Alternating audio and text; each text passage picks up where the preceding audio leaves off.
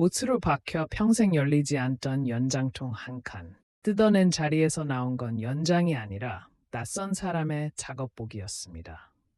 모르는 집 대문 앞에서 초인종을 누르려던 손이 허공에 멈췄지요. 한 노인은 말했습니다. 그 양반 미안하단 말은 끝내 한 번도 안 합디다. 아버지가 평생 못질로 봉해둔 것은 무엇이었을까요? 저는 아버지를 정 없는 사람으로 알고 50평생을 살았습니다. 그 생각이 틀렸을지도 모른다는 걸 안 건 아버지를 땅에 묻고도 한참이 지난 뒤의 일이었지요. 오늘 꺼내는 이야기는 자랑도 변명도 아닙니다. 다만 한 사람을 끝내 오해한 채로 떠나보낸 아들의 뒤늦은 고백쯤으로 들어주시면 됩니다. 장례를 다 치르고 사흘째 되던 늦가을 저녁이었습니다. 문상객도 다 돌아가고 읍내 본가에는 어머니와 저 둘만 남았더군요. 저는 별 생각 없이 마당 끝에 작업장 문을 열었습니다. 손잡이가 차서 손바닥이 한번 움츠러들었습니다. 문틈으로 톱밥 냄새가 훅 끼쳐나왔지요. 아버지가 평생 대패질을 하던 그 냄새였습니다. 마른 나무와 기름이 섞인 어릴 적부터 코에 팬 냄새. 그런데 그 익숙한 냄새가 그날따라 낯설게 느껴져서 저는 문지방을 넘지 못하고 한참을 서 있었습니다. 천장에 매달린 형광등이 한번 깜빡하고 들어왔습니다. 작업대 위엔 쓰다만 강목 토막이 그대로 놓여 있었고 톱밥은 아직 바닥에 가라앉지 못한 듯 발끝에서 폴폴 일었습니다. 사람만 없을 뿐 아버지는 방금 전까지 거기서 일을 하고 있었던 것 같았습니다. 저는 그제야 이 작업장을 한 번도 제대로 들여다본 적이 없다는 걸 깨달았습니다. 아버지가 여기서 무엇을 만들고 무엇을 만지고 무슨 생각을 하며 늙어갔는지를요. 이튿날 아침 어머니가 작업장을 정리해야 하지 않겠느냐고 하셨습니다. 82 어머니는 무릎이 성치 않아 작은 의자에 앉아만 계셨고 손을 놀리는 건 제 몫이었지요. 연장은 생각보다 많았습니다. 대패만 해도 크기별로 67개, 끓이며 작이며 손잡이가 닳아 반들반들해진 것들이 벽한 면을 가득 채우고 있었습니다. 그 중에 먹줄 하나를 집어 들었는데 줄을 감는 나무 손잡이가 손때로 까맣게 절어 있더군요. 아버지 손바닥의 모양이 거기 그대로 파여 있는 것 같았습니다. 너희 아버지가 저 먹줄 하나는 40년을 썼다. 어머니가 그러셨습니다. 새것 사라고 해도 한사코 안 바꾸더라. 저는 그 말에 뭐라 답을 못하고 먹줄만 만지작거렸습니다. 평생 남의 집 문짝이며 기둥을 바로 세워준 사람이 정작 제 손에 쥔 연장 하나는 끝까지 끌어안고 산 셈이었지요. 그러다 한쪽 구석에 놓인 큼직한 나무 연장통에 눈이 갔습니다. 손때에 절어 거무튀튀해진 2칸짜리 괴짝이었습니다. 위칸은 자주 여닫았는지 경첩이 반들반들했는데 어머니가 그걸 보더니 손사래를 치셨습니다. 그건 됐다. 그냥 둬라. 목소리 끝이 묘하게 흐려졌습니다.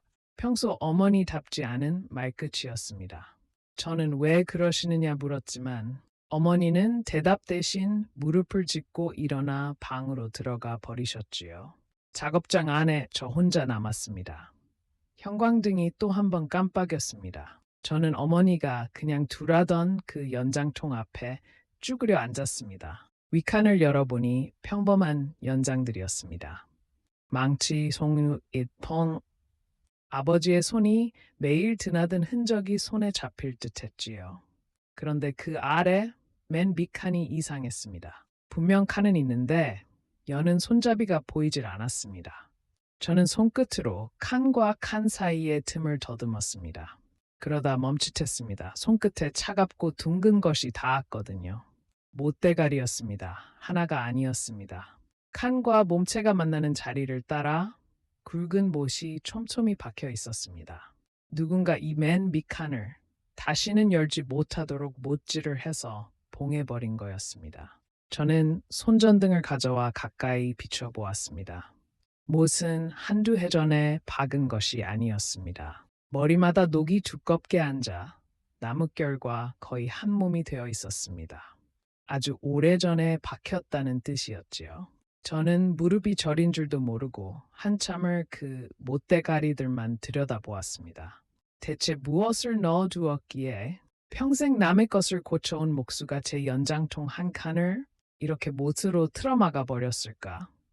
그 의문이 가슴 한구석에 묵직하게 내려앉았습니다. 그날 밤 잠이 오질 않았습니다. 천장을 보고 누웠는데 자꾸 그 녹슨 못대가리들이 떠올랐습니다. 그러면서 아버지에 대한 옛 기억들이 두서없이 따라 올라왔지요. 솔직히 말하면 좋은 기억은 아니었습니다. 제가 고등학교에 들어가던 해 등록금이 모자란다고 했더니 아버지는 한참을 말없이 담배만 태우다가 꼭 가야겠냐고 되물었습니다. 새 운동화 하나를 사달라고 졸랐다가 멀쩡한 신발 뒤축을 본드로 붙여 신으라는 말을 들은 적도 있었지요. 동네 사람들은 아버지 솜씨를 칭찬했지만 정작 우리 식구한테는 10원 한 장을 벌벌 떠는 사람이었습니다. 그게 저는 오래 서운했습니다. 그런데 이상한 건 따로 있었습니다. 아버지는 비가 오는 날이면 일을 하지 않았습니다. 비 오는 날 일하는 목수가 어디 있느냐 하시겠지만 그게 아니었습니다. 일감이 있어도 비만 내리면 아버지는 작업장 문을 닫고 들어와 하루 종일 말을 잃었습니다. 누가 말을 붙여도 못 들은 척 마루 끝에 앉아 처마에서 떨어지는 빗물만 바라보았지요. 그리고 또 하나, 아버지는 다달이 나를 정해놓은 듯이 봉투 하나를 안주머니에 챙겨넣고 어디론가 다녀왔습니다. 어디 가시느냐 물으면 볼 일이 있다는 한마디뿐이었습니다. 그 인색한 양반이 다달이 봉투에 무언가를 담아 어디로 가던 것인지 저는 한 번도 제대로 물어본 적이 없었습니다. 며칠 뒤 다시 작업장에 들어갔습니다. 어머니는 그날따라 일찍 누우셨고 작업장엔 또 저 혼자였습니다. 저는 연장통 앞에 다시 쭈그려 앉았습니다. 못으로 봉한 맨 밑 칸을 그냥 두고 떠날 수가 없었던 겁니다. 손바닥으로 칸을 가만히 짚어보았습니다. 그러다 무심코 통째로 살짝 들어 흔들어 보았지요. 그 순간 안에서 둔탁한 소리가 났습니다.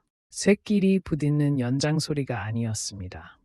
무언가 부드럽고 무거운 것이 천에 쌓인 듯한 것이 칸 안에서 한번 쿵 하고 쏠리는 소리였습니다.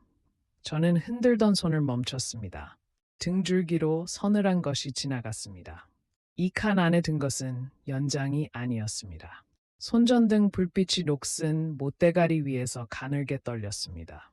저는 그 밤 끝내 잠을 이루지 못했습니다. 그 둔탁한 소리를 들은 뒤로 저는 며칠을 망설였습니다. 못을 뽑아 칸을 여는 일이 어쩐지 도굴이라도 하는 것처럼 느껴졌거든요. 아버지가 아무에게도 보이지 않으려고 못질까지 해둔 것을 아들이라는 이유로 함부로 뜯어도 되는가? 그 생각이 손을 자꾸 묶었습니다. 그러다 새벽녘에 다시 작업장으로 나갔습니다.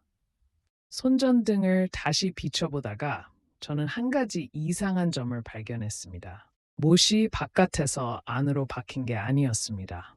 자세히 들여다보니 못은 칸 안쪽에서 바깥을 향해, 그러니까 아버지가 칸 안에 무언가를 넣고 나서 안쪽 벽을 통해 스스로를 막듯이 박아넣은 모양새였습니다. 누가 못 열게 하려고 자물쇠를 채운 게 아니라 자기 손으로 자기를 들여다보지 못하게 봉해둔 사람의 못질이었지요. 그걸 깨닫자 손이 더 떨렸습니다. 새벽 공기가 차서 입김이 손전등 불빛 속에 허옇게 번졌습니다. 저는 그날도 못을 뽑지 못하고 작업장을 나왔습니다. 아침상에서 저는 결국 어머니께 그 칸 이야기를 꺼냈습니다. 맨 밑칸이 못으로 막혀 있더라고. 안에 뭔가 들어있는 것 같다고요. 숟가락을 들던 어머니의 손이 멈췄습니다.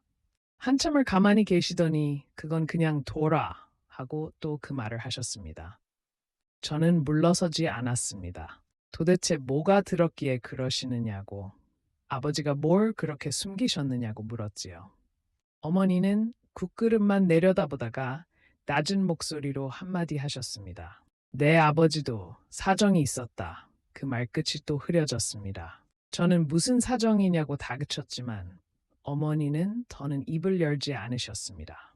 다만 그 눈가가 평생 무던하기만 하던 어머니의 눈가가 가늘게 떨리는 걸 저는 보았습니다. 그 떨림이 저를 더 멈칫하게 만들었습니다. 숨기는 사람의 표정이 아니라 오래 끌어안고 있던 무언가를 들킨 사람의 표정이었거든요. 그제야 저는 어렴풋이 알았습니다. 이건 아버지 혼자만의 비밀이 아니었구나. 어머니까지 평생 함께 짊어진 무엇이로구나. 그날 저녁, 저는 결국 장도리를 들었습니다. 손바닥에 차가운 쇳자루를 쥐는데 어쩐지 죄를 짓는 기분이 들어 한 번 더 망설였습니다. 그래도 알아야겠다는 마음이 더 컸습니다. 녹슨 못은 쉽게 빠지지 않았습니다. 나뭇결과 한 몸이 된 못대가리에 장돌이 발을 걸고 힘을 주자 나무가 끼익 하고 비명 같은 소리를 냈습니다. 못 하나가 빠질 때마다 작업장 안에 그 소리가 길게 울렸지요. 손바닥에 땀이 차서 자루가 자꾸 미끄러졌습니다. 못을 다 뽑고 칸을 당기자 오래 닫혀있던 나무가 텁텁한 먼지를 토하며 천천히 열렸습니다. 저는 손전등을 안으로 비췄습니다. 그리고 숨을 멈췄습니다. 칸 안에 든 건 연장이 아니었습니다. 누렇게 바랜 천이 곱게 개켜져 있었습니다. 꺼내 펼쳐보니 사람이 입던 작업복이었습니다. 제 아버지 것이 아니었습니다. 아버지보다 한참 마른 사람이 입었을 법한 어깨가 좁고 소매가 가는 옷이었지요. 옷톱을 가까이 가져가자 톱밥 냄새가 났습니다. 수십 년이 지났는데도 그 옷에서는 여전히 마른 나무 냄새가 배어 나왔습니다. 저는 낯선 사람의 옷을 손에 든 채로 한동안 아무 생각도 할 수 없었습니다. 작업복을 들어 올리자 그 밑에 또 다른 것이 있었습니다. 손바닥만 한 공책 한 권이었습니다. 표지가 달아 모서리가 둥글게 일어난 옛날 사람들이 외상장부로 쓰던 그런 공책이었지요. 저는 작업복을 한쪽에 내려놓고 그 공책을 펼쳤습니다. 첫 장부터 빼곡했습니다. 날짜와 숫자였습니다. 무슨 날 얼마. 한 달에 한 줄씩 같은 액수가 줄을 맞춰 적혀 있었습니다. 글씨는 아버지 것이 분명했습니다. 평생 먹줄을 튕기던 사람답게 숫자 하나하나가 자를 댄 듯 반듯했지요. 인색하다고만 여겼던 아버지가 무언가를 이렇게 한 달도 거르지 않고 적어왔다는 사실이 저를 어리둥절하게 만들었습니다. 장부를 넘기는 손끝이 떨렸습니다. 종이가 삭아서 한 장 한 장이 마른 잎처럼 바스락거렸습니다. 10년, 20년 장부는 끝없이 이어졌습니다. 도대체 누구에게 무엇 때문에 이 돈을 적어온 것인지 그때까지도 저는 짐작조차 하지 못했습니다. 장부의 줄들을 따라가다 저는 한 가지를 알아챘습니다. 숫자만 있는 게 아니었습니다. 페이지마다 여백 한 구석에 작은 글씨로 같은 이름 석자가 적혀 있었습니다. 윤기철, 처음 듣는 이름이었습니다. 우리 친척 중에도 제가 아는 아버지의 지인 중에도 그런 이름은 없었습니다. 어떤 장에는 이름 아래에 짧은 주소 한 줄이 함께 적혀 있기도 했지요. 같은 동네는 아니지만 차로 멀지 않은 곳의 주소였습니다. 저는 그 낯선 이름을 손끝으로 짚어보았습니다. 윤기철. 아버지가 평생 한 달도 거르지 않고 돈을 적어 보낸 사람. 비 오는 날이면 일을 놓고 처마 밑에 앉아있던 아버지. 다달이 봉투를 챙겨 어디론가 다녀오던 아버지. 흩어져 있던 조각들이 그 이름 하나로 천천히 끌려 모이는 것 같았습니다. 작업장 형광등이 또 한 번 깜빡였습니다. 저는 낯선 이름이 적힌 장부를 무릎에 올려놓은 채 한참을 그 자리에 앉아 있었습니다. 가슴 한복판이 서늘하게 비어가는 느낌이었습니다. 다음 날 저는 그 이름을 들고 읍내를 돌았습니다. 윤기철이라는 사람을 아느냐고? 혹시 아버지와 함께 일하던 사람이 아니냐고요? 평생 한 동네에서 몫으로 산 양반이니 옛 동료 한둘쯤은 아직 읍내에 남아있을 거라 여겼지요. 철물점 노인이 한참을 생각하더니 아버지 또래 몫이었던 천씨 영감을 일러주었습니다. 지금은 일을 놓고 읍 외곽에 혼자 산다고요? 저는 장부를 안주머니에 넣고 그 집을 찾아갔습니다. 가는 길 내내 윤기철이라는 이름 석자가 입안에서 맴돌았습니다. 한 번도 들어본 적 없는 이름인데 어쩐지 발걸음이 자꾸 무거워졌습니다. 낯선 이름 하나가 제가 알던 아버지를 통째로 흔들어 놓을 것만 같은 예감이 들었거든요. 그런 예감은 되게 틀리지 않더군요. 천씨 영감의 집은 낡은 슬레이트 지붕의 단층 집이었습니다. 마당에는 쓰다만 강목과 녹슨 톱이 아무렇게나 쌓여 있어 한눈에도 목수가 살던 집임을 알 수 있었지요. 제가 아버지 이름을 대자 영감은 한참 만에 저를 알아보고 마루로 올라오라 했습니다. 아버지의 부고는 이미 들었다고 좋은 사람 같다고 하셨습니다. 저는 본론을 꺼내기까지 한참을 망설이다 안주머니에서 장부를 꺼냈습니다. 윤기철이라는 사람을 아시느냐고요? 그 이름을 듣는 순간 영감의 얼굴이 굳었습니다. 마당 쪽으로 시선을 돌리더니 한동안 아무 말이 없었습니다. 벽에 걸린 낡은 사진 한 장이 눈에 들어왔습니다. 젊은 일꾼 여럿이 갓 올린 건물 골조 앞에 줄지어 선 흑백 사진이었지요. 옛날에 같이 현장 다니던 아이다. 영감이 마침내 입을 열었습니다. 한참 됐지. 사고가 하나 있었어. 거기서 영감은 말을 끊었습니다. 더 묻고 싶었지만 영감은 담배만 길게 빨 뿐 그 사고가 무엇이었는지는 끝내 말해주지 않았습니다. 그건 내 아버지한테 들었어야 할 얘긴데 그 한마디만 남기고요. 저는 더 캐묻지 못하고 일어섰습니다. 가슴 한쪽이 답답하게 막혀왔습니다. 집으로 돌아오는 길은 짧았는데도 멀게 느껴졌습니다. 그날 밤 저는 다시 장부를 펼쳤습니다. 이번에는 숫자를 자세히 들여다보았지요. 매달 같은 날짜에 같은 액수. 그러다 문득 잊고 있던 기억 하나가 떠올랐습니다. 아버지가 다달이 안주머니에 챙겨 넣었던 그 봉투. 그 봉투를 들고 나가던 날이 어쩌면 이 장부에 적힌 날짜와 같은 날이 아니었을까. 저는 손가락으로 날짜를 짚으며 옛 기억을 더듬었습니다. 아버지가 봉투를 챙기던 건 늘 월초였습니다. 장부의 날짜도 매달 초였지요. 인색하다고만 여겼던 그 돈이 우리 식구한테 10원을 아끼던 그 손이 실은 매달 누군가에게로 흘러가고 있었던 겁니다. 저는 장부를 쥔 채로 한참을 앉아 있었습니다. 제가 알던 아버지의 모양이 처음으로 어긋나기 시작했습니다. 인색이 아니라 아낌이었고, 아낌이 아니라 어딘가로의 보냄이었다면, 그렇다면 저는 평생 무엇을 보고 아버지를 미워해온 걸까요? 이튿날 아침, 저는 장부 여백에 적힌 그 주소를 다시 확인했습니다. 차로 40분쯤 걸리는 이웃면 소재지의 오래된 동네였습니다. 저는 그 주소를 휴대전화에 옮겨 적고 한참을 들여다보았습니다. 가야 하나? 말아야 하나? 가서 무슨 말을 해야 하나? 모르는 사람의 집 문을 두드려서 우리 아버지가 당신께 매달 돈을 보냈더라고. 그게 무슨 사연이냐고 물을 셈인가. 생각할수록 입안이 말랐습니다. 그래도 저는 차에 시동을 걸었습니다. 알지 못하고 돌아서면 평생 이 의문을 안고 살아야 할 것 같았거든요.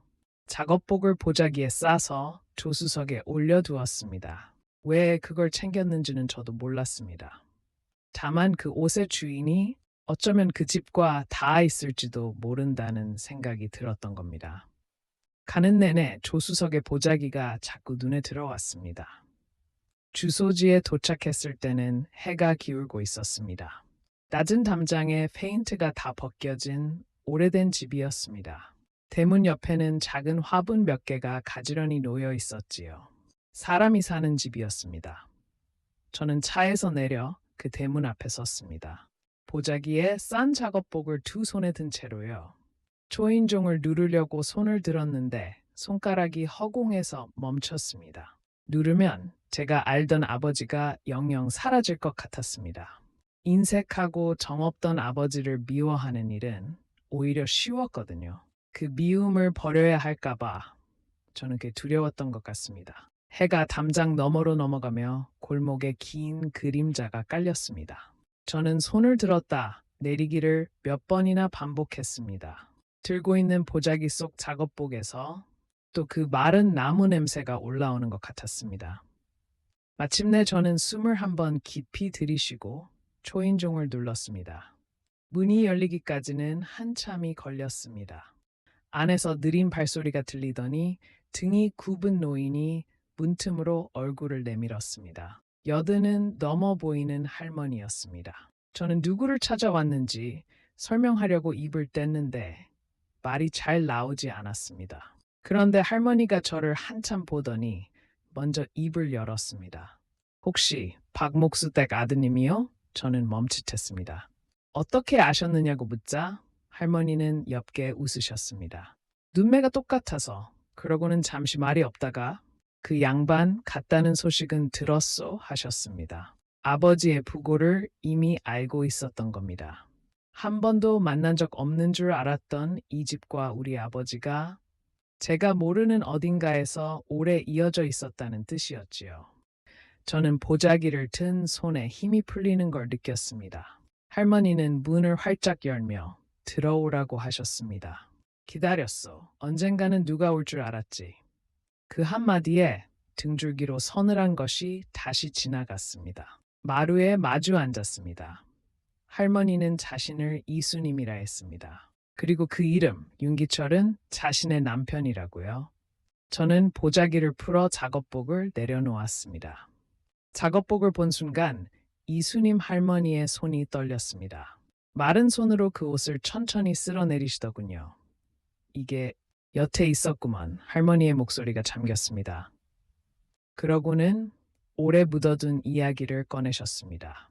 40년도 더 전 아버지와 남편은 같은 현장에서 일하는 목수였다고 했습니다.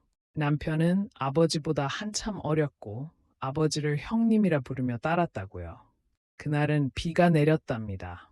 비가 오면 일을 멈추는 게 맞는데 공기가 급해 윗사람이 작업을 강행했다고 했습니다. 높은 데서 일하던 남편이 비에 젖어 미끄러운 발판을 딛다가 거기서 할머니는 말을 멈추셨습니다. 빗소리 같은 침묵이 마루에 내려앉았습니다. 저는 그 사고가 어떻게 끝났는지 더 묻지 않아도 알 수 있었습니다. 마른 침이 목을 타고 힘겹게 넘어갔습니다. 비 오는 날이면 일을 놓고 처마 밑에 앉아있던 아버지의 등이 그제야 제 눈앞에 떠올랐습니다. 할머니는 한참을 작업복만 쓰다듬다가 다시 입을 여셨습니다. 그날 발판 자리를 내 아버지가 정했다더라. 그 말이 마루에 툭 떨어졌습니다. 그날 어느 자리에서 누가 일할지를 아버지가 배정했고 하필 가장 위험한 그 자리에 어린 남편을 세운 것이 아버지였다는 겁니다. 할머니는 곧바로 덧붙이셨습니다. 그게 내 아버지 잘못은 아니지. 비 오는 날 일을 시킨 건 윗사람이고 발판이 부실했던 거고 누구 탓할 일이 아니야. 그렇게 말씀하시는데도 저는 알 수 있었습니다. 아버지는 그 일을 평생 자기 탓으로 돌리며 살았다는 거예요. 누구도 아버지를 탓하지 않았는데 아버지 혼자 그 자리를 마음의 못질에 받고 살았던 겁니다. 작업장 맨 밑칸을 안에서부터 못으로 봉했듯이 저는 무릎 위에 놓인 두 손을 가만히 내려다보았습니다. 손끝이 차갑게 식어 있었습니다. 인색하다고 미워했던 그 손이 실은 한 사람의 죽음을 40년 동안 짊어지고 있던 손이었습니다. 그제야 장부의 정체가 또렷해졌습니다. 할머니는 남편이 떠난 뒤 어린 자식 둘을 혼자 키워야 했다고 했습니다. 그런데 사고가 난 다음 달부터 매달 같은 날에 봉투가 왔답니다. 처음엔 누가 보내는지도 몰랐다고요. 한참 뒤에야 그게 박목수라는 걸 알았다고 했습니다. 한 번은 그 양반을 붙잡고 물었지. 왜 이러시느냐고. 받을 이유가 없다고. 할머니의 눈가가 붉어졌습니다. 그랬더니 그 양반이 아무 말도 못하고 그냥 고개만 숙이더라고. 그러고는 다음 달에 또 보내고 또 보내고 매달 한 줄씩 40년을 채운 그 장부는 인색의 기록이 아니라 가품의 기록이었습니다. 자식 학비를 깎고 새 신발을 못 사주면서도 아버지는 그 봉투만은 단 한 달도 거르지 않았던 겁니다. 저는 장부를 떠올리며 모굴대가 뜨거워지는 걸 참았습니다. 우리 식구가 아꼈던 그 돈이 어디로 갔는지 이제는 알 것 같았습니다. 저는 떨리는 목소리로 어머니도 이 일을 아셨느냐고 여쭈었습니다. 할머니는 고개를 끄덕이셨습니다. 알았지? 한참 뒤에 안주인이 한번 찾아왔었어. 어머니가 이 집에 왔었다는 겁니다. 살림이 빠듯한데 매달 이만한 돈이 빠져나가니 어머니라고 모를 리 없었겠지요. 그런데 어머니는 그 돈을 끊으라 하지 않았다고 했습니다. 오히려 할머니의 손을 잡고 우리 그이가 그래야 마음이 편하다면 그렇게 하게 두세요 했다고요. 그러고는 김치며 반찬을 몇 번 들고 다녀가기도 했답니다. 저는 그 대목에서 고개를 숙였습니다. 평생 무던하기만 한 줄 알았던 어머니가 남편의 죄책감을 말없이 함께 짊어지고 있었던 겁니다. 그건 그냥 도라던 어머니의 흐린 말끝이 그제야 가슴에 사무쳤습니다. 두 분은 한 번도 입 밖에 내지 않고 평생 그 무게를 둘이서 나눠 들고 있었던 거였습니다. 돌아갈 시간이 되어 일어서는데 할머니가 작업복을 제 쪽으로 가만히 밀어주셨습니다. 가져가라고요? 그 양반이 그렇게 못 박아두고 못 버린 물건이니 임자가 가지고 있어야지. 저는 그 옷을 다시 보자기에 쌌습니다. 대문까지 배웅을 나온 할머니가 마지막으로 한마디를 하셨습니다. 그 양반 40년을 그러면서도 말이야. 잠시 숨을 고르시더니 미안하단 말은 끝내 한 번도 안 합디다. 저는 걸음을 멈췄습니다. 그게 그 양반 사과였던 거지. 입으로 하는 미안하단 말보다 그게 더 무거운 거였어. 골목에 어둠이 내려앉아 있었습니다. 저는 돌아서는 등 뒤로 그 말을 오래 안고 걸었습니다. 보자기 속 작업복이 처음 들었을 때보다 훨씬 무겁게 느껴졌습니다. 차에 올라 시동을 거는데 한참 동안 핸들에 손을 올려놓지 못했습니다. 이튿날 아침 저는 어머니 앞에 앉았습니다. 그 집에 다녀왔다고 이수님 할머니를 만났다고 말씀드렸습니다. 어머니는 한참을 말없이 계셨습니다. 그러다 조용히 다 들었구나 하셨지요. 저는 왜 진작 말해주지 않으셨느냐고 물었습니다. 원망하려는 게 아니라 평생 그 무게를 둘이서만 지고 산 게 너무 안쓰러워서요. 어머니는 손등으로 눈가를 한번 훔치고는 말씀하셨습니다. 네, 아버지가 자식들한테는 알리고 싶지 않아 했다. 떳떳하게 키우고 싶다고. 그 인색한 양반이 자식 앞에서만은 떳떳하고 싶어서 입을 닫았던 거였습니다. 저는 어머니의 손을 잡았습니다. 평생 처음 잡아보는 것처럼 어색했지요. 주름지고 거친 손이었습니다. 그 손도 아버지 손과 마찬가지로 40년을 함께 짊어진 손이었습니다. 우리는 한참을 그렇게 손만 잡고 앉아 있었습니다. 미워했던 시간이 손바닥의 온기로 천천히 녹아내리는 것 같았습니다. 며칠 뒤 저는 다시 작업장으로 나갔습니다. 텅 빈 맨 밑칸이 그대로 열려 있었지요. 저는 보자기에 싸두었던 작업복을 꺼내 처음 발견했던 그대로 곱게 개켰습니다. 그리고 그 칸에 다시 넣었습니다. 이번에는 못을 박지 않았습니다. 아버지가 자기를 막으려고 박아둔 못을 저까지 다시 박을 순 없었거든요. 칸을 닫기 전에 그 옆에 일당 장부도 함께 넣었습니다. 40년의 가품과 한 사람의 마지막 흔적이 같은 자리에 놓였습니다. 벽에 걸린 아버지의 대패와 먹줄이 형광등 불빛에 희미하게 빛났습니다. 손때로 까맣게 절은 그 먹줄 손잡이를 저는 다시 한번 만져보았습니다. 아버지 손의 모양이 거기 그대로 있었습니다. 평생 남의 집을 바로 세워준 손, 그러면서 제 마음 한 칸은 끝내 못으로 막아둔 손. 저는 칸을 가만히 닫았습니다. 못 자국이 난 자리는 그대로 두기로 했습니다. 그 흉터까지가 아버지였으니까요. 그 뒤로 저는 가끔 이수님 할머니께 안부 전화를 드립니다. 처음엔 아버지가 멈춘 그 봉투를 제가 이어서 보내드려야 하나 오래 고민했습니다. 그게 자식된 도리인가 싶어서요. 그런데 할머니가 그러시더군요. 이제 그런 건 됐다고. 자식들 다 자리 잡았고 당신도 살만하다고. 돈은 됐고 가끔 목소리나 들려주. 그래서 저는 돈 대신 안부로 그 연을 잇기로 했습니다. 명절이면 전화를 드리고 가까이 갈 일이 있으면 잠깐 들러 얼굴을 뵙습니다. 아버지가 40년을 봉투로 이어온 자리를 저는 다른 방식으로 이어가는 셈이지요. 그것이 아버지를 가장 닮게 기억하는 길이라고 저는 그렇게 믿습니다. 요즘도 비가 오는 날이면 저는 작업장에 들어가 한참을 앉아 있습니다. 처마에서 떨어지는 빗물을 바라보던 아버지의 등을 이제는 조금 알 것 같거든요. 저는 아버지를 정없는 사람으로 알고 50평생을 살았습니다. 그런데 정이 없던 게 아니라 그 정을 말로 풀어낼 줄 모르던 사람이었더군요. 말 대신 평생을 들인 사람이었습니다. 미안하다는 말 한마디 못하고 그 말의 무게만큼을 40년 동안 매달 갚아온 사람. 저는 아버지를 다 이해했다고는 못하겠습니다. 다만 이제는 그 못자국난 빈 칸 앞에서 아버지를 미워하지 않습니다. 그거면 늦었지만 충분한 것 같습니다.